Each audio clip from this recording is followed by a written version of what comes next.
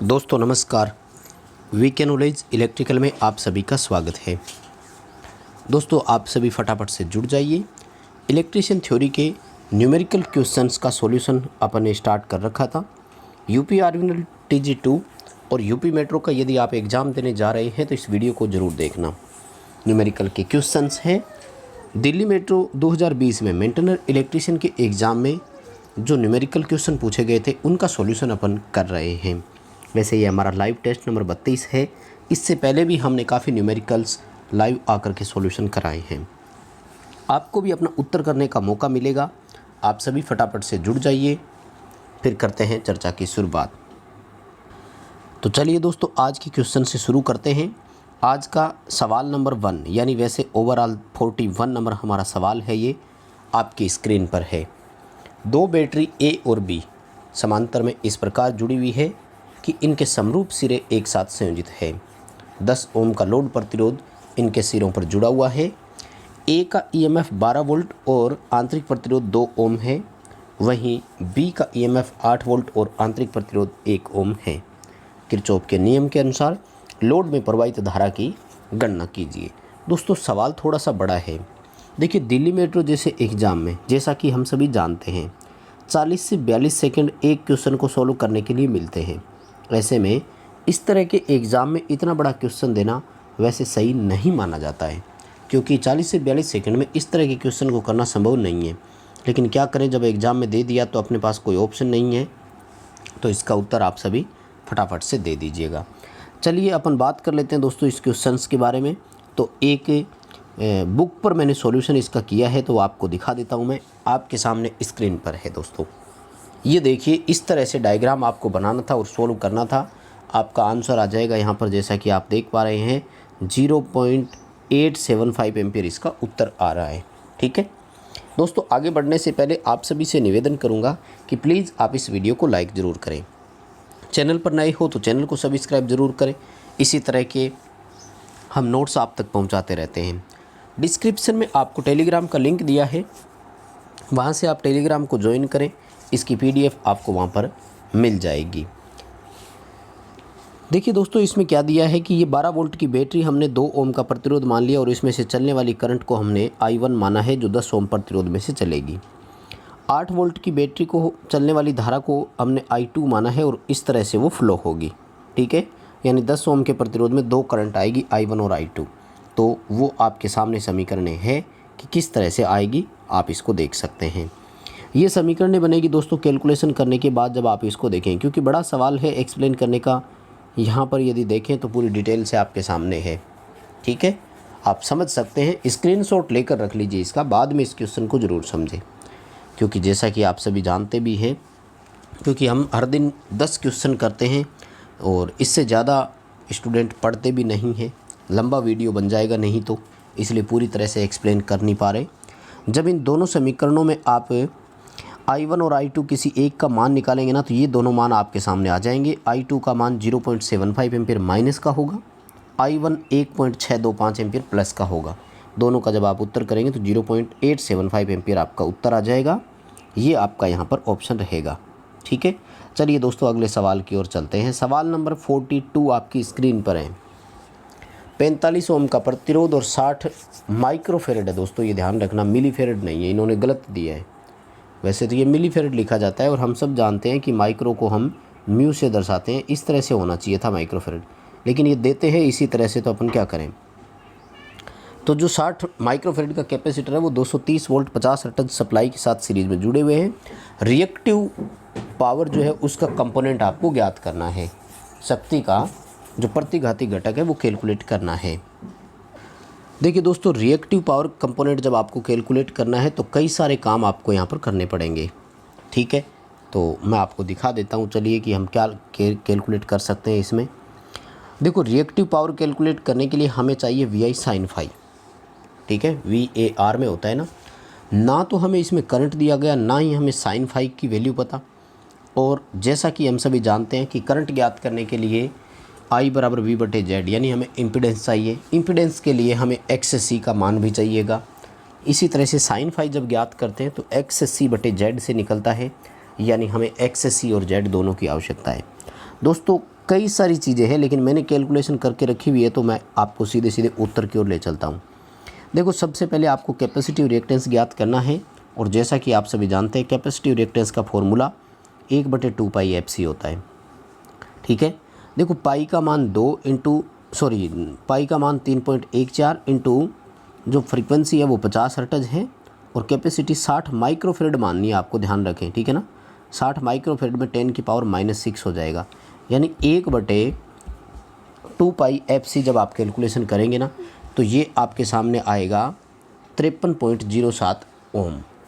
ये capacitive reactance का मान हो जाएगा। ठीक है, देखो जब कैपेसिटिव रिएक्टेंस की वैल्यू आप निकालेंगे तो उसके बाद हमें क्या करना है, इम्पीडेंस निकालना है। इम्पीडेंस ज्ञात करने के लिए क्या फॉर्मूला है, Z बराबर R² प्लस XC का अंडर। देखो R 75 ओम दिया था, XC हमने ज्ञात कर लिया था, लगभग 53 ओम हम मान रहे हैं। तो 75 की स्क्वायर 53 की स्क्वायर और उसका जब रूट निकालेंगे तो ये आएगा 91.83 ओम। ये आ गया आपका इम्पीडेंस। ठीक है, देखो जब इम्पीडेंस आपने कैलकुलेट कर लिया तो फिर हम यहाँ से क्या करेंगे, करंट और साइन फाई दोनों ज्ञात कर लेंगे। I बराबर V/Z होता है, 230 वोल्ट में Z 91.83 आया, इसका भाग देंगे तो करंट आएगा 2.5 एम्पियर। साइन फाई ज्ञात करना है तो XC/Z हो जाएगा, क्योंकि जब कोस फाई ज्ञात करना होता है तो R/Z होता है। तो जब आप साइन फाई ज्ञात करेंगे तो क्या होगा, XC/Z होगा। ठीक है, तो XC/Z जब आप करेंगे तो ये आपका उत्तर आएगा 0.58। अब देखो दोस्तों, पावर का जो रिएक्टिव कंपोनेंट है वो होता है VI साइन फाई।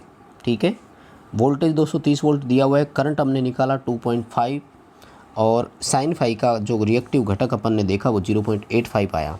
तो प्रतिघाती शक्ति लगभग 332.86 आएगी, और यही वास्तव में उसमें उत्तर दिया हुआ है। इतना बड़ा क्वेश्चन है। अब बताइए, ये 20 फरवरी 2020 को जो मेंटेनर इलेक्ट्रिशियन का एग्ज़ाम हुआ था ना, उस शिफ्ट का है। सबसे टफ न्यूमेरिकल आए थे उस शिफ्ट में।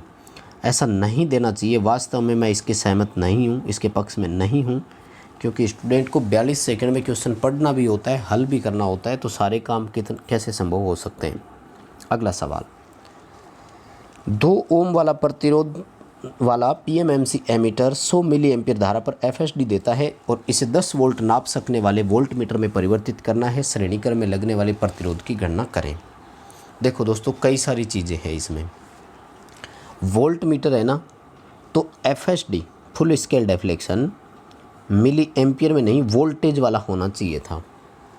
एम्पियर मीटर का हो गया ये तो एक तरह से, यानी हमें वह वोल्टेज जिस पर मीटर FSD देता है नहीं पता, वो ज्ञात करनी पड़ेगी।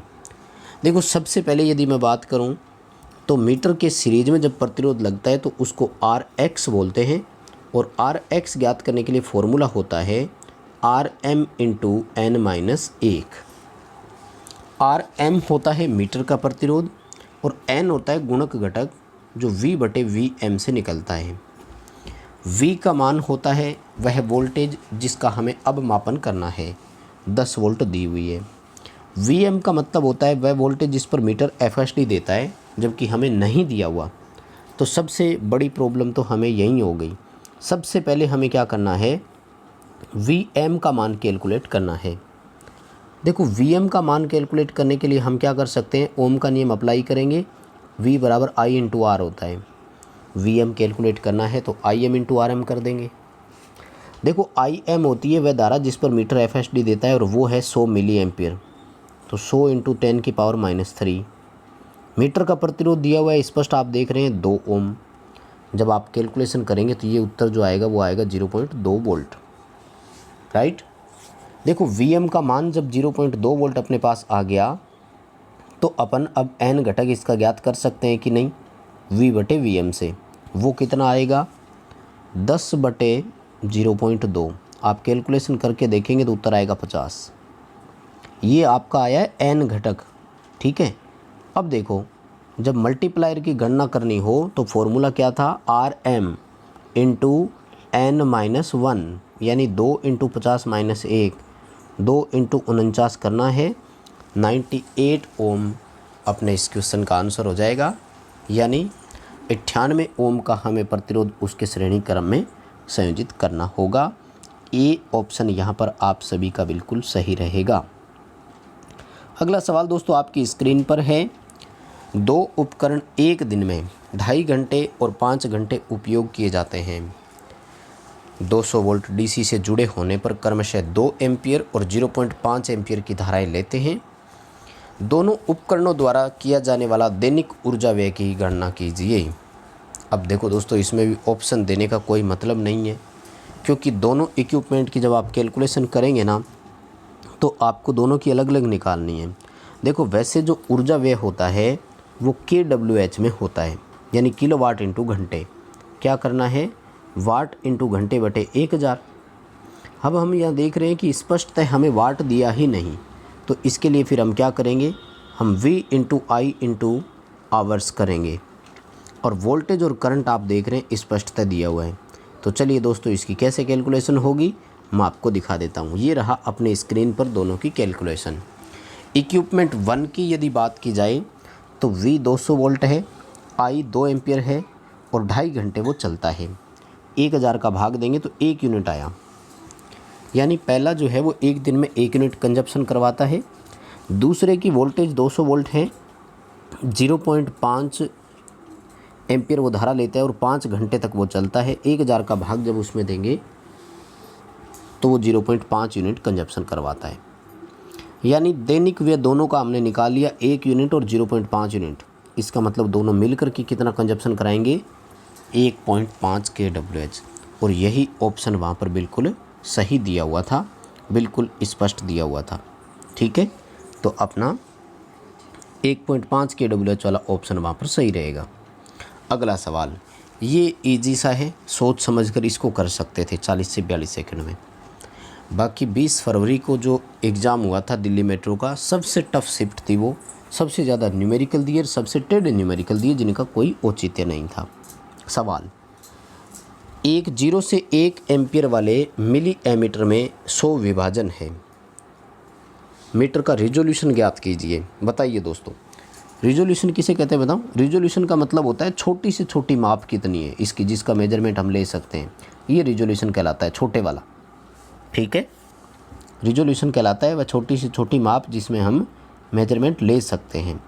दोस्तों, जो भी लेट जुड़े हैं उन सभी से एक बार फिर निवेदन करना चाहूँगा कि प्लीज़ आप वीडियो को लाइक ज़रूर करें और इन क्वेश्चंस को अपने लेवल पर सॉल्यूशन ज़रूर करें। किसी क्वेश्चन में कन्फ्यूजन हो तो हमें कमेंट करके ज़रूर बताएं, तो अगले जब भी वीडियो आता है तो उससे पहले आपके कमेंट वाले सवालों को भी हम हल करवा देंगे, क्योंकि लाइव है तो इतना डिस्कशन ले नहीं पाते हैं इसमें आप सभी के कमेंट्स वगैरह।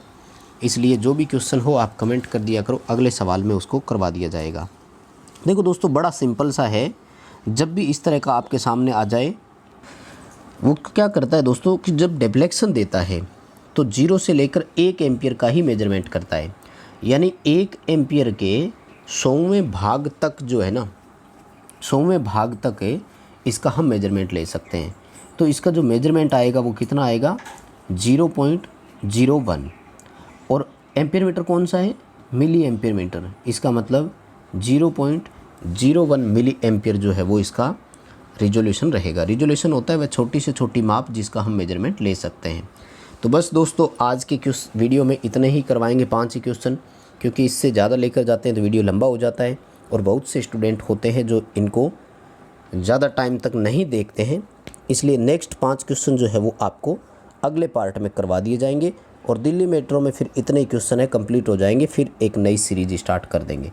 वीडियो पसंद आया है तो लाइक ज़रूर करना, चैनल को सब्सक्राइब ज़रूर करना। डिस्क्रिप्शन के लिए आपको टेलीग्राम का लिंक मिलेगा, वहाँ से आप ज़रूर ज्वाइन करें।